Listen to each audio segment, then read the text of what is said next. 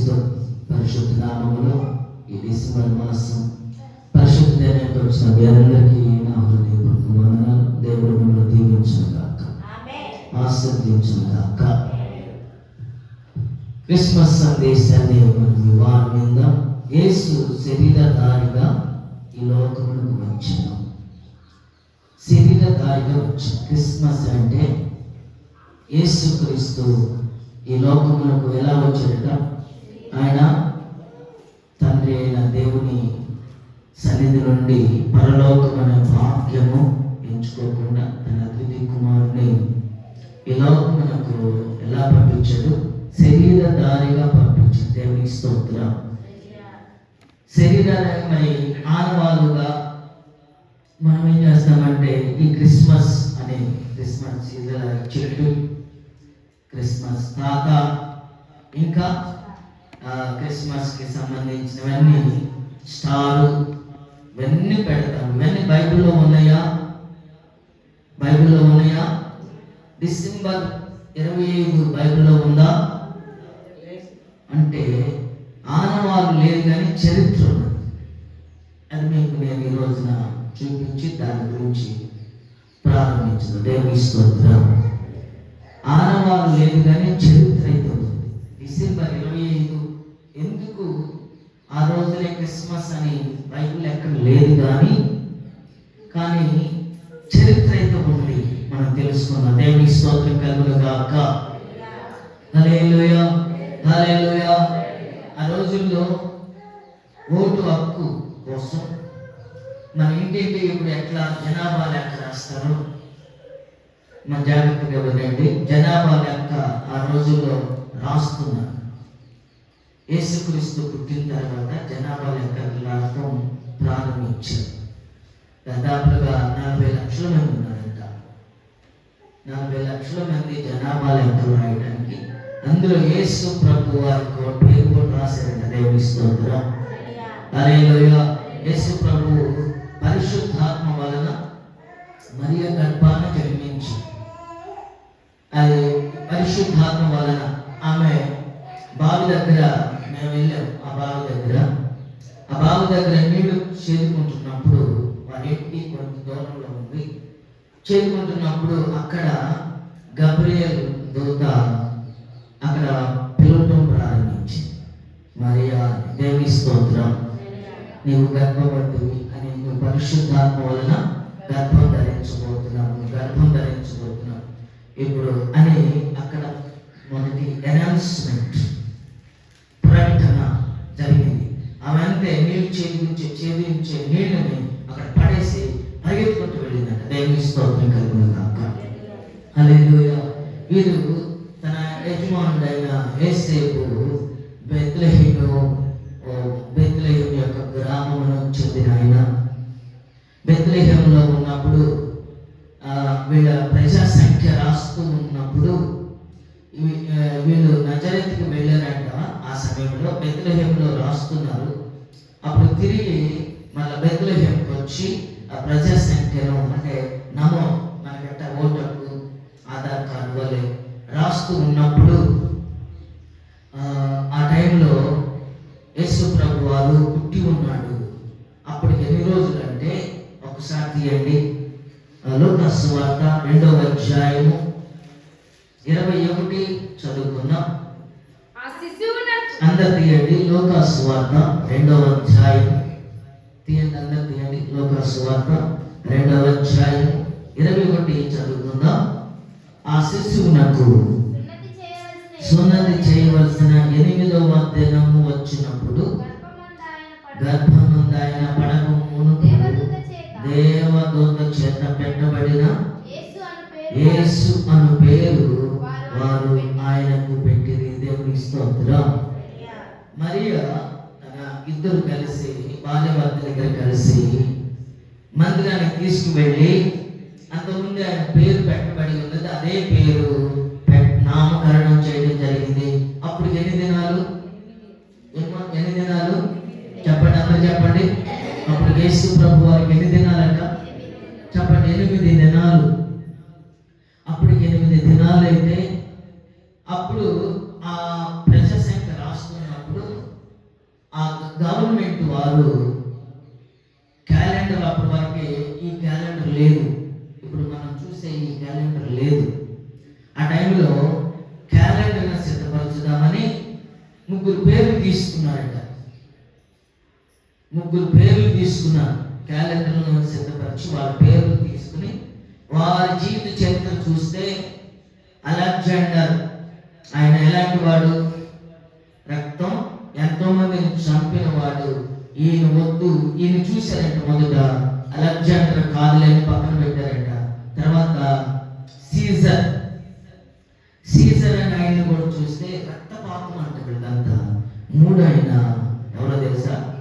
యేసు ప్రభువారు తీస్తే ఈయన ఏ దోషము ఈయనలో లేదని వాళ్ళు కనిపెట్టి ప్రారంభించారట. 1వ తారీఖు జనవరి. దేవుని స్తోత్రం.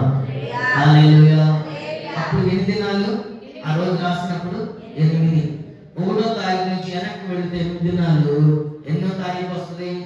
ఆయన పుట్టినట్టు 1వ తారీఖు నుంచి స్టార్ట్ అయిందంట మన క్యాలెండర్. అప్పుడు వరకు లేదు, అప్పుడు వరకు వేరే ఉన్నాయి, కానీ ఇది ప్రపంచమంతా ఒకటే క్యాలెండర్. అప్పుడు స్టార్ట్ అయింది.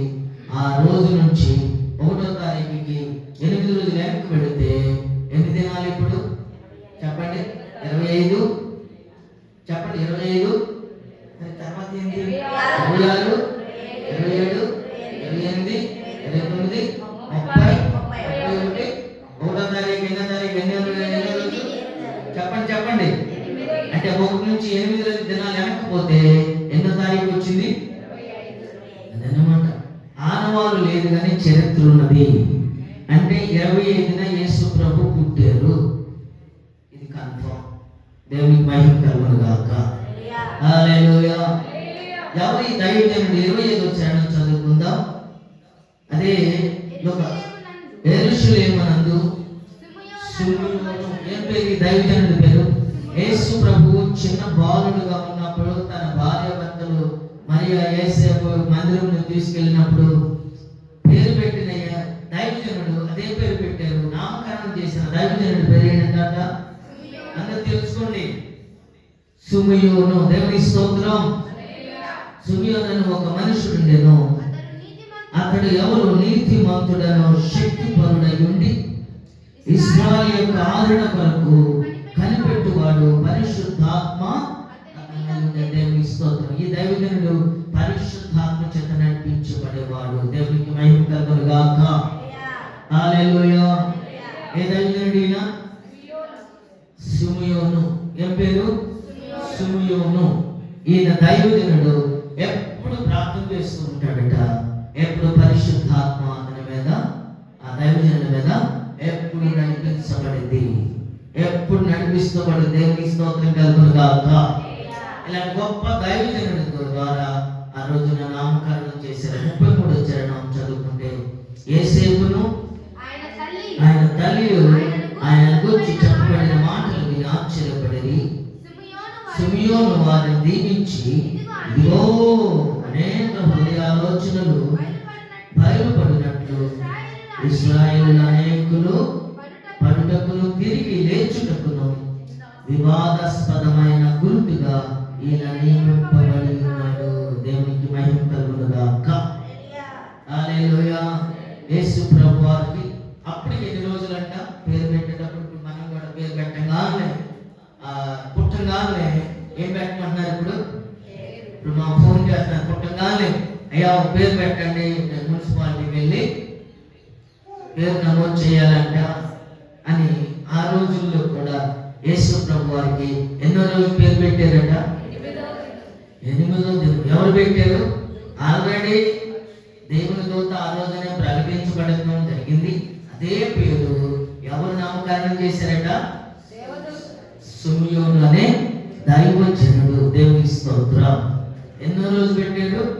8వ రోజు. సరిగ్గా 8వ రోజు పేరు పెట్టారు. ఆయన పుట్టినది 25వ తారీఖు అని కన్ఫర్మేషన్, కన్ఫర్మ్డ్. హల్లెలూయా. ఆ రోజు జరిగింది. మొదటిసారిగా క్యాలెండర్ తయారు చేయడం యేసు ప్రభుతో ప్రారంభించబడింది.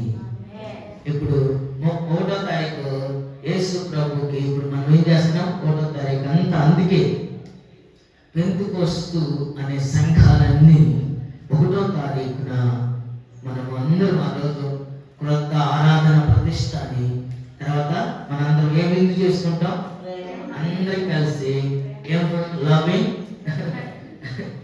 ప్రేమ విందుని అందుకు ఆ ప్రపంచం అంతా ఆ రోజు సెలబ్రేషన్ చేసుకుంటున్నారు. ఎవరి కోసం మనకు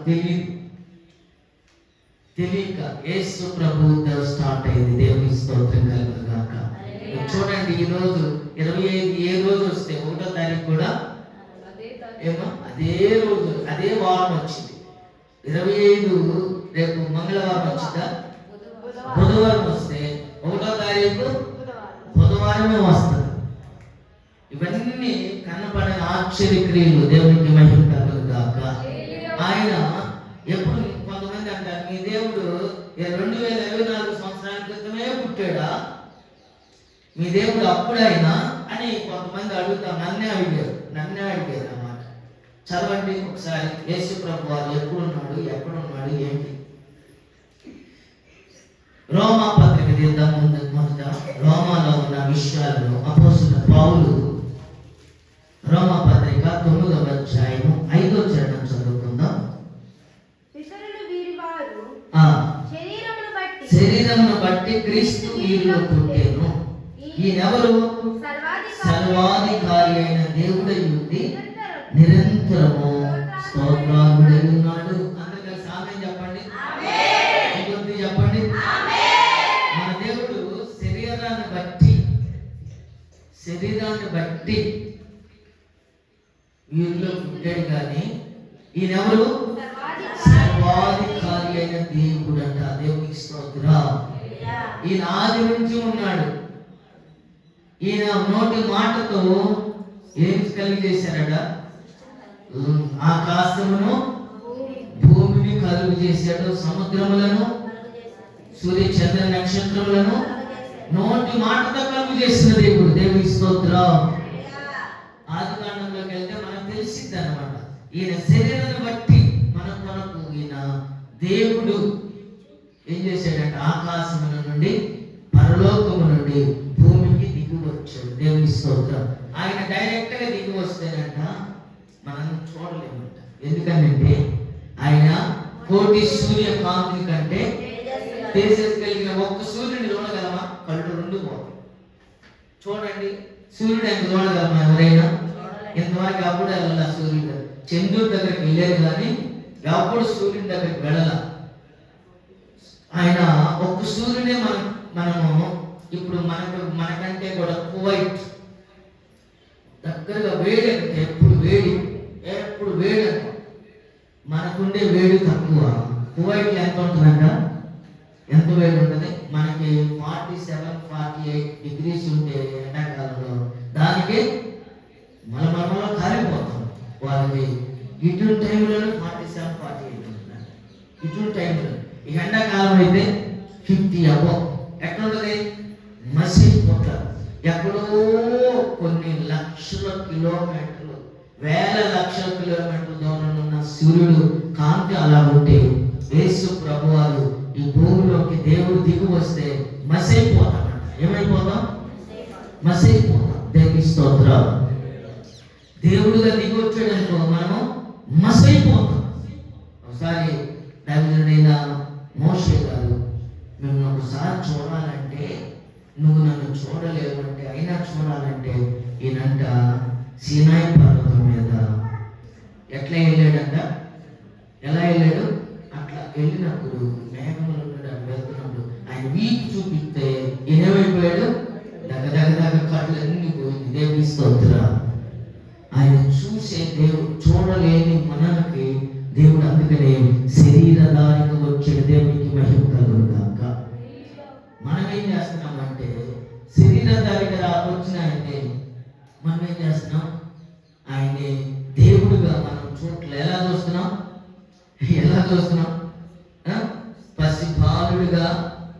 పసిబాలుడిగా చూస్తున్నాం. ఈ రోజు పసిబాలుడు చూస్తాం, మళ్ళా కొద్ది దూరం పోయినాక సిలువేసినాడు చూస్తాం.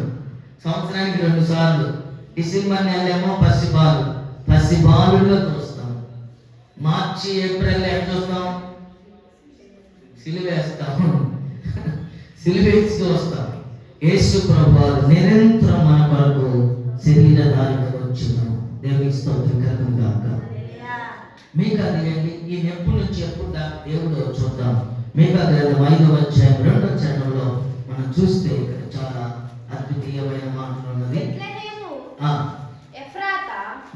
యూదా వారి కుటుంబములలో నీవు స్వల్ప ప్రారంభమైనను నా కొరకు ఇశ్రాయేలీయులను ఏలుబోవు వాడు నీలో నుండి వచ్చును. అవును, పురాతన కాలము. ఎప్పటి నుంచి మన దేవుడు?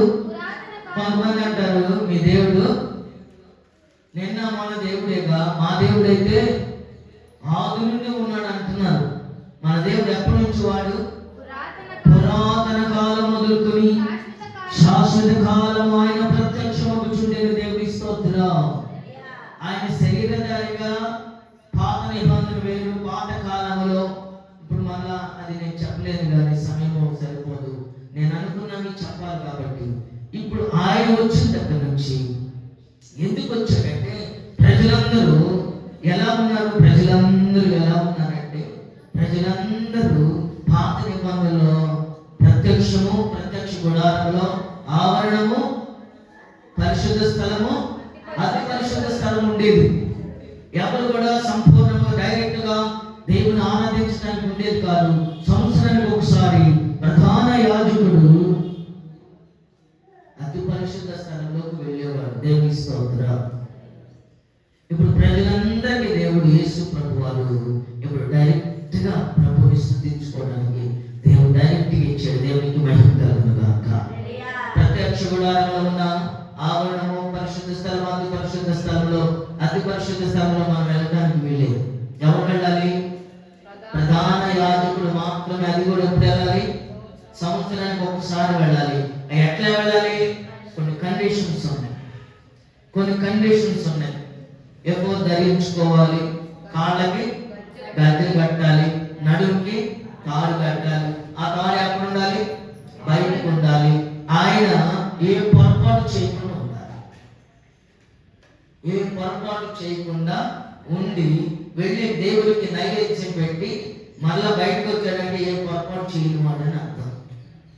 మనం చెప్పుకోవటం కాదు, అతి పరిశుద్ధ స్థలం చెప్పింది అనమాట. ఏ పొరపాటు లేకుండా ప్రధాన యాజకుడు వచ్చాడంటే బయటికి ఇక ఆయన తిరుగులేదు.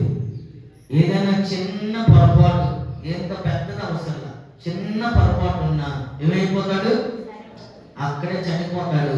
చనిపోయిన ఆయన్ని మనం వెళ్ళి తీసుకురావడానికి మనం కూడా చనిపోతాం. ఎందుకు? మనలో ఏదైనా పొరపాటు, ఏ పొరపాటు ఉన్నా అయిపోతాం.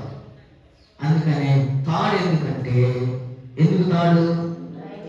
ఆయన చనిపోతే గజ్జలు ఎందుకు? ఆయన నైవేద్యం పెడుతున్నట్టు సౌండ్ వచ్చింది. సౌండ్ వస్తుందంటే ప్రేమ ప్రధాన యాజకుడు ఉన్నాడు అనుకుంటా. సౌండ్ రాలేదంటే వెళ్ళిపోయాడు ఆయన అనుకుని ఏం చేయాలి? బయట ఉన్న తాను లాక్కుని బయట లాక్కోవాలి. అప్పుడు పట్టుకోవాలి. దేవుని స్తోత్రం. హల్లెలూయా. అందుకే పౌలు అంటున్నాడు ఆవరణము, పరిశుద్ధ స్థలం, అతి పరిశుద్ధ స్థలము ఎక్కడో పెట్టలే. ఎక్కడ పెట్టాడు? మన హృదయమే అతి పరిశుద్ధ స్థలముగా. ఇది అతి పరిశుద్ధ స్థలం. ఇది అతి పరిశుద్ధ స్థలముగా పెట్టాడు. మన హృదయమును మనం జాగ్రత్తగా చేసుకుంటే అతి పరిశుద్ధ స్థలమైన పరలోక పట్టణానికి వెళ్ళగలం. దేవునికి స్తోత్రం కలుగును గాక. హల్లెలూయా, హల్లెలూయా. ఒకసారి సంఖ్యాకాండం 24వ అధ్యాయము 17వ చరణం చదువుకుంటే ఈ క్రిస్మస్ వేడుకలో తీయండి, అందరు తీయండి. 12వ అధ్యాయము, సంఖ్యాకాండము 12వ అధ్యాయము మొదటి చరణం చదువుకుందాం. ఆయనను చూచుచున్నాను గాని ప్రస్తుతం ఉన్నట్టు కాదు. సారీ, సంఖ్యాకాండం కాదు, నిర్గమాకాండం 12వ అధ్యాయము, నిర్గమాకాండం 11వ చరణం చదువుకుందాం. మోషే ఆహ్వానులు ఐగుప్తు దేశంలో ఉండగా యెహోవా వారికి ఇలాగు సెలవిచ్చెను. నెలలో ఈ నెల మీకు మొదటిది ఇది మీ సంవత్సరం మొదటి నెల. దేవునికి స్తోత్రం కలుగుగాక. హల్లెలూయా. క్రొత్త నిబంధనలో ఇది మొదటి నెల. ఇశ్రాయేలు ఐగుప్తు నుండి విడిపించబడిన మొదటి నెల. దేవునికి స్తోత్రం. మన జీవితంలో విడిపించడానికి పరిశుద్ధాత్మ దేవుడు ఇది ఈ సమయంలో పనిచేస్తున్న విషయాలు ఏంటంటే, యేసు ప్రభువారు మనందరూ విడిపించడానికి వచ్చి ఉన్నాడు. ఆయన శరీరధారిగా రావడానికి యేసు ప్రభువారు మనల్ని విడిపించడానికి వచ్చి ఉన్నాడు. దేవునికి స్తోత్రం. హల్లెలూయా. హల్లెలూయా. ఎందుకు విడిపించడానికి వచ్చాడంటే, కాలం ఏమవుతుంది? సంపూర్ణమైపోతుంది, పరిపూర్ణమైపోతుంది. కాలం అంతా గతించిపోతుంది. ప్రజలందరూ ఏమైపోతున్నారంట? ఏమైపోతున్నారు? గలతీయులకు రాసిన పత్రిక 4వ అధ్యాయం 4వ వచనం. ఇటు ప్రార్థన నిబంధన, ఇటు క్రొత్త నిబంధన రెండు మనము కొంచెం పోల్చుకుందాం. ఏమవుతుందంటే, కాలం అయితే కాలం అంతా పరిపూర్ణమైనప్పుడు దేవుడు తన కుమారుని పంపిన. దేవుని స్తోత్రం. హల్లెలూయా. దేవుడు అంతా తన కుమారుని పరలోకము భాగ్యమనించుకోకుండా ఈ లోకములకు పంపించాను. క్రిస్మస్ అంటే మనం ఏం చేస్తామంటే అది ఒక ఆచారం లాగా. క్రిస్మస్ వచ్చింది, బట్టలు కుట్టించుకోవటం, అల్లుడిని కుమార్తెను పిలుచుకోవటం, వాళ్ళ పిల్లల్ని వెళ్ళటం, లేదా వాళ్ళు వెళ్ళటం, వాటేళ్ళతో కొంత డబ్బులు ఖర్చు పెట్టడం, ఏదో ఆచారం మనం చేస్తున్నాం. క్రిస్మస్ మన జీవితంలో ఎన్నైపోయి ఉంటాయి, ఇప్పటికి ఎన్నైపోయిందో కానీ పరిపూర్ణత లేదు. యేసు ప్రభు వారు ఎందుకు వచ్చాడంటే, మనందరినీ సంపూర్ణంగా చేయటానికి. దేవుని స్తోత్రం. సంపూర్ణం చేసి పరలోకమునకు నడిపించబడటానికి. చాలా మంది పరలోకం వెళ్ళడం తక్కువైపోయిందంట. ఎక్కడికి ఎక్కువైపోతున్నారు? పాతాళంలోకి ఎక్కువైపోతున్నారంట, నరకంలో ఎక్కువైపోతున్నారంట.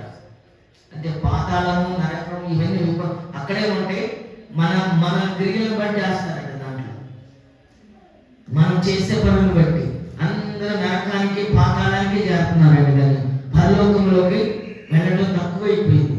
ఒక సహోదరి ప్రార్థన చేస్తుందంట, అయ్యా యేసయ్యా, పాతాళంలో లేకుండా పరలోకంలో వెళ్ళేటట్టు చెయ్యి ప్రభువా, పరలోకంలో ఎక్కలేదు ప్రభు అని ప్రార్థన చేస్తున్నాడు. ఒక అమ్మాయి, చిన్న అమ్మాయి, నెల రోజుల నుంచి ప్రార్థన చేస్తాను. ప్రభు, మన మనసులు ఎలా ఉన్నాయంటే, వింటున్నాం, విని చేస్తున్నాం, వదిలేసేస్తున్నాం. ఇక్కడే దాటక ముందే వదిలేస్తున్నాం. క్రిస్మస్ సందేశాలు ఎన్ని విన్నాము, కానీ విన్నాకాడే వదిలేసాడు. ఆ భూమి ఏం చేస్తుంది? ఆసక్తించబడదు. మనం ఏం చేస్తున్నాం? ఆ మాటలు ఆ భూమి తీసుకుంటుందంట. ఆ భూమి ఏమవుతుంది? దీవించబడుతుంది. మనమేమో తీసుకోవటం లేదు. ఇవి వినబడుతూనే పోతుంది. క్రిస్మస్ క్రిస్మస్ క్రిస్మస్ అని అనుకుంటాం. రాను వచ్చింది, పోనుకోద్ది. మన జీవితాలు ఎక్కడేసి కొదేసినట్టుగా అక్కడే ఉంటున్నాయి. ఈ నెలలో దేవుడు అంటున్నాడు, మన జీవితాలలో ఏమంటున్నాడు? ఆకాశ వాకిళ్ళు తెరచి పట్టణాలంతా విస్తారమైన దేవులను కుమరించదను. ప్రభు యేసు క్రీస్తు చరిత్ర 2000 సంవత్సరాల క్రితం కాదు, కానీ ఆయన ఎప్పటి నుంచి ఉన్నాడు? ఎప్పటి నుంచి? పురాతన కాలం మొదలుకొని శాశ్వత కాలం వరకు మన దేవుడు ఉన్నాడు. ఆయన ఎప్పటి నుంచి ఉన్నాడంటే, ఆది యందు 1వ అధ్యాయం యోహాను సువార్త 1వ అధ్యాయం, ఆది యందు ఏముంది? ఆదిలోనున్న నీ వాక్యమే ఆహరించెను శ్రమ కొలిమిలో. ఆదిలో ఏముంది? వాక్యం ఉంది. వాక్యం ఎవరి దగ్గర ఉంది? వాక్యం ఎవరై ఉన్నారు? అది దేవుడు వాక్యమైనా. చదవండి. ఉండేను సమస్తం. సమస్తం ఎవరి మూలం జరిగింది? చెప్పండి. దేవుని మూలము జరిగింది. కలిగినదంతయు ఆయన లేకుండా కలగలేదు. ఆయనలో జీవం ఉంది. ఆ జీవం మనందరికి ఎలా ఉంది? వెలుగుగా ఉంది. ఆ వెలుగు ఆ వెలుగు చీకటిలో ప్రకాశించుతున్నది కానీ చీకటి అనగా మనమే. దేవునికి స్తోత్రం కలుగును గాక. హల్లెలూయా. యేసు నామమున అందరూ వెలుగుగా మార్చబడును. చెప్పండి, వెలుగుగా మార్చబడును గాక. వెలుగుగా మార్చబడును గాక.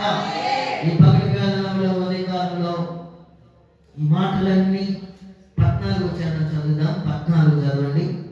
ఆ వాక్యము శరీరధారి అయి కృపా సత్య సంపూర్ణుడుగా మన మధ్య నివసించును గాక. చెప్పండి, నివసించును గాక. ఆ వాక్యము, చెప్పండి, ఆ వాక్యము శరీరధారి అయి కృపా సత్య సంపూర్ణుడుగా మన మధ్య నాలో నివసించును గాక. చెప్పండి, నాలో నివసించును గాక. మన మధ్య నివసించును గాక. ఆమేన్, ఆమేన్. దేవుని వలన పుట్టిన వారే కానీ రక్తము వలనైనను శరీరేచ్ఛల వలనైనను మనుషులేచ్ఛ వలనైనను పుట్టిన వారు మనం కాదు. ఎవరి వలన పుట్టాం? దేవుని వలన పుట్టాం. మనం దేవుని వలన పుట్టి దేవుడికి మనం ఏం చేస్తున్నాం? గుర్తుతున్నాం. ఆయనకి విరోధమైన పనులు చేస్తున్నాం. ఒక మంచి పని చేసామా అంటే పండగ అప్పుడు చెడ్డ పని చేస్తాం. పండగని పేరు చెప్పుకుంటాం. పండుగలు ఏం చేస్తాం? పండగని పేరు. పండగని పేరు. ఏ పండగ? క్రిస్మస్ ఉగామంట. క్రీస్తుని ఏం చేసింది? మిస్ అంటుంది. ఏమంటుంది? మిస్. క్రీస్తుని ఏం చేసింది? మిస్ చేసింది. మిస్ అంటుంది. పండుగ వచ్చింది. పండుగలు అందరూ ఏం చేస్తున్నారు? యేసయ్యను పక్కన పెట్టి ఎవరు పెడతారు? డ్యాన్సులు పెడతారు. మన ఊర్లో పెట్టలేదు, మన దగ్గర పెట్టలేదు. క్రిస్మస్ చాలా ఊర్లో క్రిస్మస్లో ఆ పోటీలు పెడతారు. నేను ఒక చర్చికి వెళ్ళాను. అక్కడ గ్రూపులు ఉంటాయి చర్చి. ఈ గ్రూపు ఆడ తెచ్చారు. ఇంకో గ్రూప్ ఏం చేస్తారు? ఇంకొకరు తెచ్చి 7 గ్రూపులు 7 డ్యాన్స్ పండుగ తీసుకొచ్చారు. 7 రోజులు ఆ ఊర్లో ఉన్న వాళ్ళకి పండుగ. ఏ పండుగ? చీకటి పండుగ. ఆ ఊరి పేరు నాకు గుర్తు రాట్లా. సత్యనపల్లి దగ్గర. అది పెద్ద చర్చి. వాళ్ళంతా అదే ఇప్పుడు వచ్చిన సంబరాలు ఈ నెలంతా వాళ్ళకి ఫోటో పోటీలు పెడతారు. వాడు ఇది పెట్టారని వీళ్ళకి పెడతారు. వీళ్ళు పెట్టిన అది పెట్టారు. ఇది పెట్టి దేవుని స్తోత్రం కలుగును గాక. ఏం చేస్తున్నారు? ఇవన్నీ పెట్టి మిస్ చేస్తారు. ఎవరు చేస్తున్నారు? యేసు ప్రభువు మిస్ చేస్తున్నారు. ఆయన వలన మనం పుట్టిన మనం ఏం చేయాలంట? ఆయన కొరకు మనం జీవించాలి. దేవుని స్తోత్రం. ఆయన కొరకు జీవిస్తే ఫుడ్ ఉండదా? ఆహారం ఉండదా? కొలొస్సీయులకు రాసిన పత్రిక 2వ అధ్యాయం పౌలు ఏమంటున్నాడు చూద్దాం. కొలొస్సీయులకు రాసిన పత్రిక 2వ అధ్యాయం 9వ చరణం చదువుకుందాం. ఏలైనగా దేవాత్మ యొక్క సర్వ పరిపూర్ణత శరీరముగా క్రీస్తు నందు నివసించుచున్నది. అంటే దైవాత్మ ఎక్కడ ఉంది? యేసు ప్రభువులో ఉంది. ఆ ప్రభువును మనము సొంత రక్షకుడుగా ఈ క్రిస్మస్ సందర్భంగా మనం ఎంతమంది ఆత్మను సంపాదించాం? దేవుని స్తోత్రం. యేసు ప్రభు ఎలా వచ్చాడు ఇక్కడికి? శరీరధారి వచ్చాడు. మన కొరకు ఆయన దేవుడిగా వస్తే మనం ఏమైపోతాం? మసిపోతాం. ఏమైపోతాం? చెప్పండి, అందరూ చెప్పండి. యేసు ప్రభు వారు డైరెక్ట్ గా దేవుడిగా మన మధ్య నిలబడ్డాడు. ఏమైపోతాం? బూడిదైపోతామమ్మా, మసైపోతాం. అందుకని మనం మస అవ్వకుండా మనందరినీ ఆశీర్వదించడానికి, మన మీద ఉన్న శాపపు కాడి తొలగించడానికి ప్రభువు ఎలా వచ్చాడు? శరీరధారిగా వచ్చే దేవుని స్తోత్రం. ఆయన పరలోకము భాగం నేర్చుకోకుండా తగ్గించుకుని వస్తే ఎక్కడ పుట్టాడు ఆయన? మనకేమో డాబాలు ఇచ్చి ఆయన ఎక్కడున్నాడు? పాపలో ఆయన జన్మించడానికి స్థలం కూడా లేకపోయాడు. దేవుని స్తోత్రం కలుగును గాక. హల్లెలూయా. యోహాను రాసిన మొదటి పత్రిక 4వ అధ్యాయం. అంటే నేను అన్ని మీకు చూపిస్తూ ఉండాలని నేను చెప్తున్నాను. యోహాను రాసిన మొదటి పత్రిక 4వ అధ్యాయం 2వ వచనం చదువుకుందాం. క్రీస్తు శరీరధారి వచ్చినని ఏ ఆత్మ ఒప్పుకొనునో అది దేవుని సంబంధమైనది. సిరిపురం తెలుసుగా? సిరిపురం తెలీదా? యేసుక్రీస్తు శరీరధారి వచ్చినని ఏ ఆత్మ ఒప్పుకొనునో. ఇప్పుడు మనందరం ఎవరి సంబంధం? మనందరం ఒప్పుకుంటున్నాం కాబట్టి మనందరూ దేవుని సంబంధం. అయితే ఏ ఆత్మ యేసును ఒప్పుకొనదో అది దేవుని సంబంధమైనది కాదు. దేవుని స్తోత్రం. దీనిని బట్టి దేవుని ఆత్మను మీరు ఎరుగుదురు. క్రీస్తు విరోధి ఆత్మ వచ్చునని మీరు వినిన సంగతి ఇదే. ఇదివరకే ఈ లోకంలో ఉన్నది. ఇప్పుడు ఏ దేవుని యేసుక్రీస్తు శరీరధారి వచ్చినని ఏ ఆత్మ ఒప్పుకొనునో వారందరూ ఎవరి సంబంధులు? దేవుని సంబంధులు. దేవుని స్తోత్రం కలుగును గాక. హల్లెలూయా, హల్లెలూయా. సొంత వారే యేసు ప్రభు దగ్గర తిన్నవారు, చూసిన వారే ప్రభుని ఏమన్నారండు? వంశకుడు. ఏమన్నారు వాళ్ళు?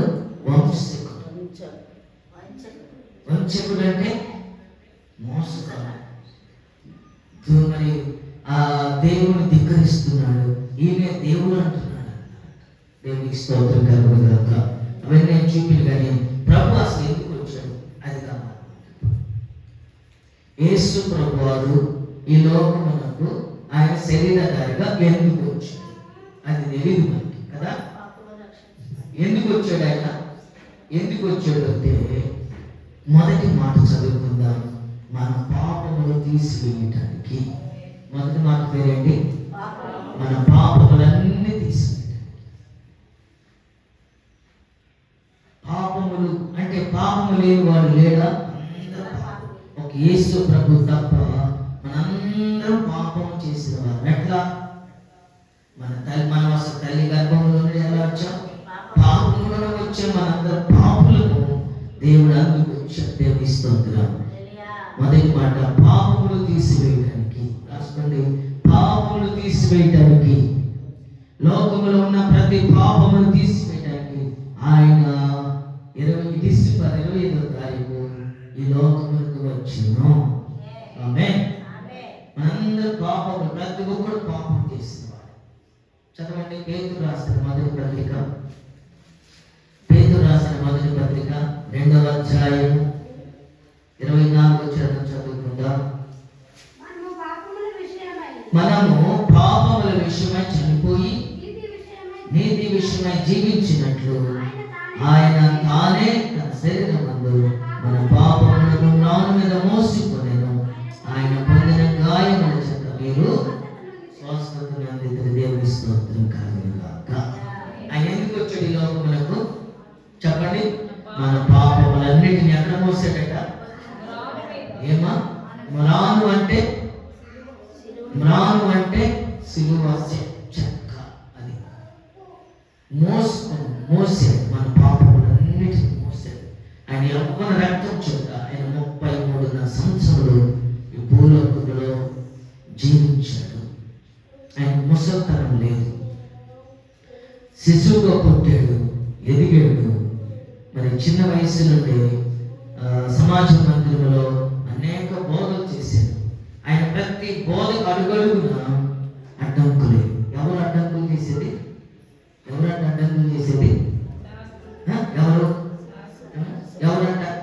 చెప్పండి, ఎవరు? మీకు తెలుసా? లేదు, తెలుసుకుందాం. అసలు అడ్డంకులు చేసింది ఎవరు? మత పెద్దలు ఉంటారే, వాళ్ళంతా ఎట్లా చేస్తారు? మత పెద్దలు ఎలా చేస్తారంటే వాళ్ళు వాక్యం ఉండదు. ఇట్లా పండుగలప్పుడు వచ్చి ఉంటారు. గట్టిగా దేవుని వాక్యం బోధించిన వాళ్ళు తగిలింది వాళ్ళు ఏం చేస్తారు? గొడవ పెడతారు. మత పెద్దలు అన్ని తెలుసు కానీ వాళ్ళు ఆశ్రయించారు. వాళ్ళంట యేసు ప్రభు ప్రతి సమయంలో అడ్డు పెడుతూ ఉన్నారు. ఇప్పుడు ప్రభు వారు మన కొరకు 33 జీవించి ఆయన 3.5 సంవత్సరాలు సేవ చేసి ఆయన యవ్వన రక్తాన్ని సిలువ మీద మనందరి కొరకు రక్తం కార్చాడు. దేవుని స్తోత్రం. ఎందుకు రక్తం కార్చాడట? ఆయనకి తెలుసు కూడా ఆయన అసలు వచ్చిందే మన పాపం తీసివేయడానికి కాబట్టి ఆయన జరగబోయేదంతా తెలుసు. ఎవరెవరు పట్టిస్తారో తెలుసు, ఎవరెవరు ఏం చేస్తారో తెలుసు.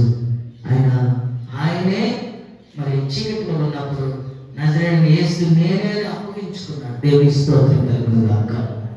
క్రిస్మస్ అంటే, నిజమైన క్రిస్మస్ అంటే ఇప్పుడు మనము మన పాపములు తీసివేయాలంటే ఇప్పుడు మనం యేసు రక్తాన్ని ఆపాదించుకోవాలి. దేవుని స్తోత్రం.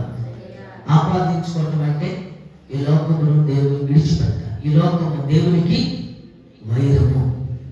ఈ లోకంలో ఉన్న విషయాలన్నీ ఎట్లా ఉంటాయి, ఎలా ఉంటాయి? దేవుని కొరకు ఈ లోకం అంతా విరోధంగా ఉంటుంది. ప్రార్థనకు రావాలంటే కష్టం. అదే ఉదయాన్నే 4 గంటలకు ఏదైనా పెట్టినా ఏం చేద్దాం? 4 గంటలకైనా ఎక్కడికైనా పరిగెత్తాం. ప్రార్థనకు రావాలంటే రాలేదు. ఉదయకాలం అప్పుడు మంచు పడుతుంది, వర్షం అయితే వర్షం పెడుతుంది, ఎండ అయితే ఇంకెప్పుడు. ఇలాంటివన్నీ మనము ఛేదించుకొని దేవుని సన్నిధికి వచ్చిన వారిని దేవుడు అంట అద్భుతకరంగా ఆశీర్వదిస్తాడు. దేవుని స్తోత్రం కలుగును గాక. హల్లెలూయా, హల్లెలూయా, హల్లెలూయా, హల్లెలూయా. సముద్రంలో 5 గంటలకు ఈత ఎక్కడానికి పోయారట. 5గురిలో ఒకడు ఏం చేశాడంటే నీళ్ళు తాగేసి, నీళ్ళు తాగినోడు ఏమవుతాడు? మునిగిపోతాడు కదా, మునిగిపోతాడు. నీళ్ళు బాగా తాగేసి 4 ఒడ్డుకు వచ్చారట. ఒకడేమో ఒడ్డుకు రాలేకపోయాడు. కారణం అతనికి ఏం రావట్లా? ఈత రావట్లా. ఈ సముద్రం అనే ఈ లోకంలో మనం ఏం చేయాలంటే జాగ్రత్తగా ఈత నేర్చుకోవాలి. ఏ ఈత నేను చెప్పేది? నీళ్ళ మీద ఈత కాదు. ఏ ఈత? ఈ లోకములను విడిపించబడటానికి దేవుని వాక్యం ఈత నేర్చుకోవాలి. దేవుని స్తోత్రం. వాక్యం తెలుసుకుని వాక్య ప్రకారం నడిస్తే ఈ లోకం నుంచి నువ్వు విడిపించబడతావు. యోహాను రాసిన మొదటి పత్రిక 3వ అధ్యాయం 5వ చరణంలో యేసు ప్రభు వారి గురించి పాపములు తీసివేయటానికి దేవుని స్తోత్రం. మనందరి పాపములు తీసివేయటానికి యేసు ప్రభు వారు ఎక్కడికి వచ్చారట? మన జన్మ కర్మ పాపములన్నిటినీ యేసు నామములో తీసివేయబడును గాక. నా కర్మ అంటాం కదా, ఎప్పుడు కోపం వచ్చినప్పుడు, బాధ వచ్చినప్పుడు మా కర్మ కర్మ కర్మ కర్మ అంటే కర్మ, మన జన్మ కర్మ పాపములన్నింటినీ యేసు రక్తం చేత దేవుడు తీసివేయబోతున్నాడు. ఇంకెంతకాలం బయట ఉండి? కొంతమంది ఏమో నటన. ఎట్లా? లోకంలో ఉన్నప్పుడు లోకంలో ఉన్నట్టుగా, దేవుని సన్నిధికి వచ్చినప్పుడు దేవుని మందిరంలో దేవుని మందిరంగా ఉంటే ఇది మరీ భయంకరం, ఇది మరీ భయంకరం. అటు వెచ్చగానుండు, వెచ్చగానే అన్నా ఉండు, లేకపోతే చల్లగా ఉండు, నిలువెచ్చగా అట్టిపోడుగా. దేవుని స్తోత్రం కలుగును గాక. హల్లెలూయా, హల్లెలూయా. లూకాసు వార్తలో 19వ అధ్యాయము, లూకాసు వార్త 19వ అధ్యాయం తీయండి. మొదటి కొన్ని చరణాలు చదువుకుందాం. ఆయన సంచరించుచు ఎరికో పట్టణంలో ప్రవేశించి దాని గుండా పోచుండెను. ఇదిగో సుంకపు దారుడు ధనవంతుడైన జక్కయ్యను పేరు గల ఒకడు యేసు ఎవరో అని చూడబోలేదు కానీ పొట్టివాడైనందున జనులు గుంపు కూడి ఉండడం వలన చూడలేకపోయేను. అప్పుడు యేసు అత్రోవను రానయ్యుండెను కనుక అతడు ముందుగా పరిగెత్తి ఆయనను చూచుటకు ఒక మేడి చెట్టు ఎక్కెను. యేసు ఆ చెట్టుకు వచ్చినప్పుడు కళ్ళెత్తి చూచి, జక్కయ్య త్వరగా దిగుము, నేను నీ ఇంట ఉండవలసి ఉన్నదని అతడు చెప్పగా అతడు త్వరగా దిగి దేవుని స్తోత్రం. జక్కయ్య అలాంటి వాడు, జక్కయ్య అలాంటి వాడు సుంకపు గుర్తుదారుడు. అంటే ఏం చేస్తాడు? పన్ను వసూలు చేసుకుంటాడు, ఇన్కమ్ ట్యాక్స్. మామూలుగా మొదలు 100 కట్టాల్సిన చోట ఎంత కట్టించుకుంటాడు? ఆయన ఇష్టం. అలాంటి వారికి ఇప్పుడు ఏం కలిగింది? యేసు ఎవరో చూడమని. దేవుని స్తోత్రం. నిజమైన క్రిస్మస్ అంటే నిజమైన క్రిస్మస్ అంటే కిస్మిస్ గా నేను చెప్తుంది, కిస్మిస్ గా. నిజమైన క్రైస్ట్ మాస్ అంటే యేసుని చేర్చుకుంటా. దేవుని స్తోత్రం.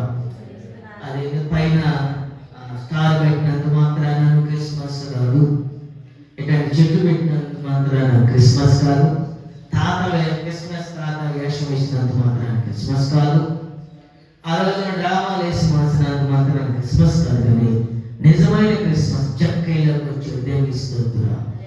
హల్లెలూయా. ఈ జక్కయ్య ఎలాంటి వాడు? సో మరి రక్త బీజేలు అంటున్నారు, రక్తములు త్రాగేవాడు. ప్రజలు మరి పేద ప్రజలు రక్తం త్రాగేవాడు. అతనికి యేసు ప్రభు వస్తున్నాడని తెలిసింది. ఏమైనా కొట్టువాడైనందున వదిలిపెట్టదు. దేవుని స్తోత్రం. ఆటంకాలు వస్తున్నాయా? వదిలిపెట్టకూడదు. నీకు ఏదైనా ప్రభు సన్నిధికి రావడానికి ఆటంకాలు ఉన్నాయా? ఆటోకి ఛార్జీలు లేవా? ఒక ముసలావిడ ఆమె ప్రార్థనకు బయలుదేరిందంట, ఆటోకి డబ్బులు లేవంట, నడుచుకుంటూ వచ్చేసి. దేవుని స్తోత్రం. 5-6 కిలోమీటర్లు నడుచుకుంటూ వచ్చేసి. ఇది చూస్తాడు దేవుడు. దేవునికి మహిమ కలుగును కాక. కొంతమంది మనం ఏం చేస్తాం? చర్చి డబ్బులు లేదనుకోండి, ఏం చేస్తాం? డబ్బులు లేవని. నిజంగా దేవుడా నువ్వు నిజంగా ప్రార్థనకి వెళ్ళేటట్టు నువ్వు వెళ్ళాల్సి వచ్చిన అవసరం వస్తే నువ్వు నాకు డబ్బులు ఇవ్వు అని అంటాం కదా. డబ్బులు లేదు అంటే ఏంది? వెళ్ళాల్సిన పని లేదులే, ఇంటికాడే కూర్చున్నావులే. దేవుని స్తోత్రం. ఈయన పొట్టువాడైనప్పటికి కూడా చెట్టు ఎక్కి, మేడి చెట్టు ఇప్పుడు కూడా ఉంది అక్కడ, మేడి చెట్టు ఎక్కి చూడటం కూర్చుంటే అతని హృదయాన్ని దేవుడు చూసే. దేవుని స్తోత్రం. నిజమైన క్రిస్మస్ దేవుడు శరీరధారిగా వచ్చాడు. ఎవరు చూస్తాడు? హృదయపూర్వకంగా హృదయాన్ని చూస్తాడు.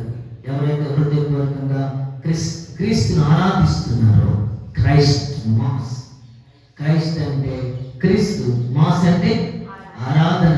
ఎవరైతే నిజంగా హృదయపూర్వకంగా ఆరాధిస్తున్నారో వారు నిజమైన క్రీస్తుని ధరించుకున్నట. దేవుని స్తోత్రం. హల్లెలూయా.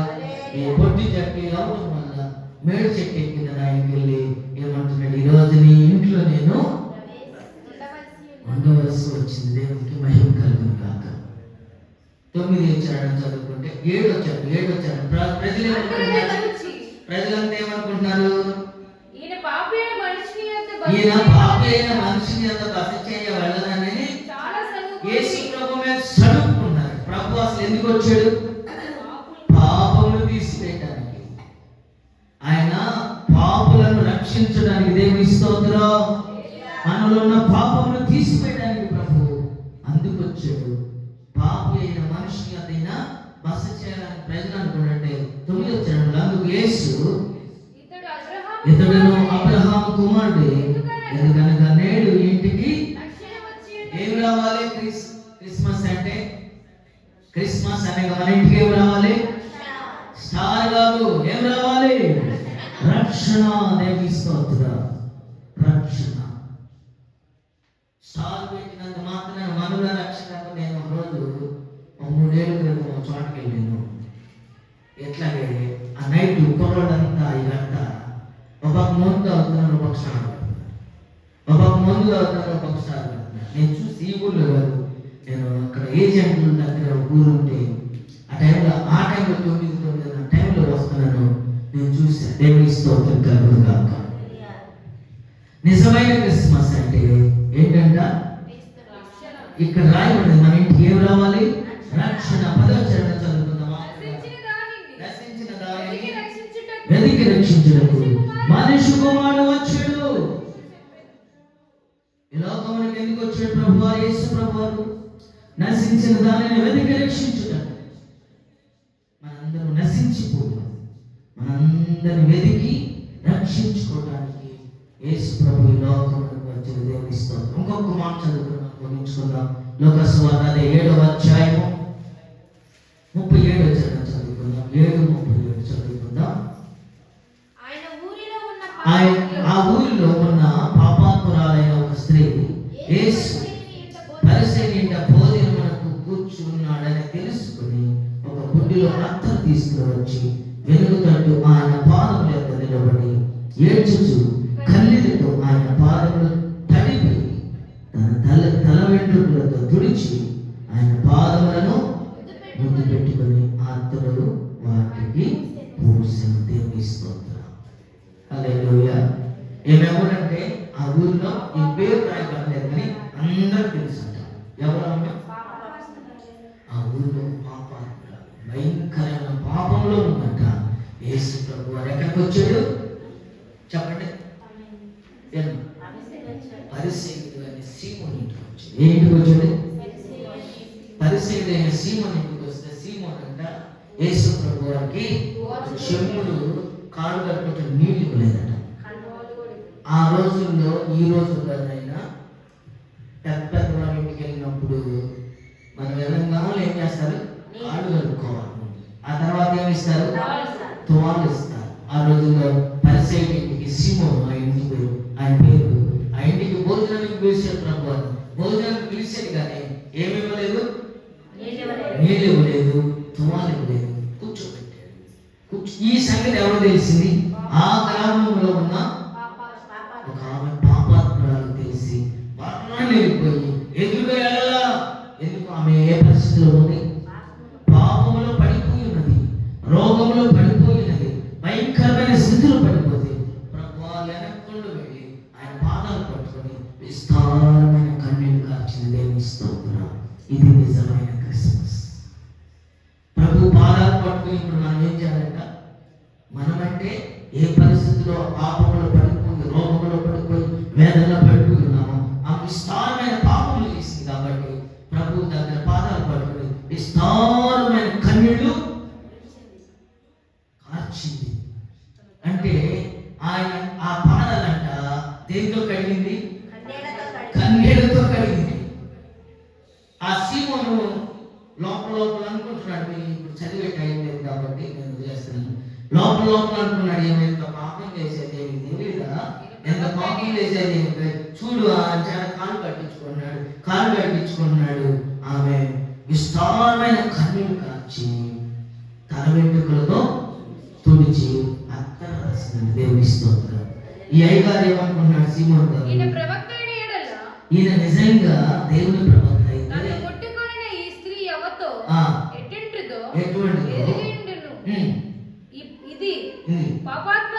ఇదంట అంటున్నాడు. ఆయన నేను కాదు, ఏమంటున్నాడు? ఇది పాపాత్మురాలని తనలో తాను అనుకుంటుంటే అందుకు ప్రభు వారు ఏమంటున్నాడు? సీమోను అని పిలుస్తాడు. ఏమని పిలుస్తున్నాడు? ప్రభువు అందరూ ఎరిగిన వాడు, అంతరంగంలో ఎరిగిన వాడు. సీమోను, నీతో ఒక మాట చెప్పవాలని ఉన్నానని అర్థంగా అతను బోధకుడా చెప్పండి. యేసు అప్పు ఇచ్చు ఒకరికి ఇద్దరు రుణస్తులు, వారిలో ఒకడు 500 దేనారాలు, మరి ఒకడు అంటే నేను కొత్తగా చెప్పేస్తాను. ఒకడేమో 500 దేనాలు అంటే ఇప్పుడు 275 రూపాయలు మన డబ్బులు. అప్పుడు 500 ఇంటూ 275 ఎంత? సుమారుగా ఎంతో కొంత. ఈ డబ్బులు ఒకడు అప్పుడు ఇంకొకడికి ఎంత ఉన్నాడు? 50. ఈ విస్తారమైన ఉన్నవాడు మరి ప్రభు చాలా విషయాలు చెప్పాడు, చాలా విషయాలు పొందుపరిచాడు.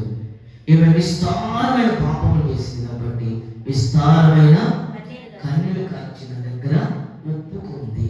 దేవుని స్తోత్రం. ఈ రోజున ఒకప్పుడు పాపాత్మురాలు, ఒకప్పుడు చీకటిలో ఉన్నాము.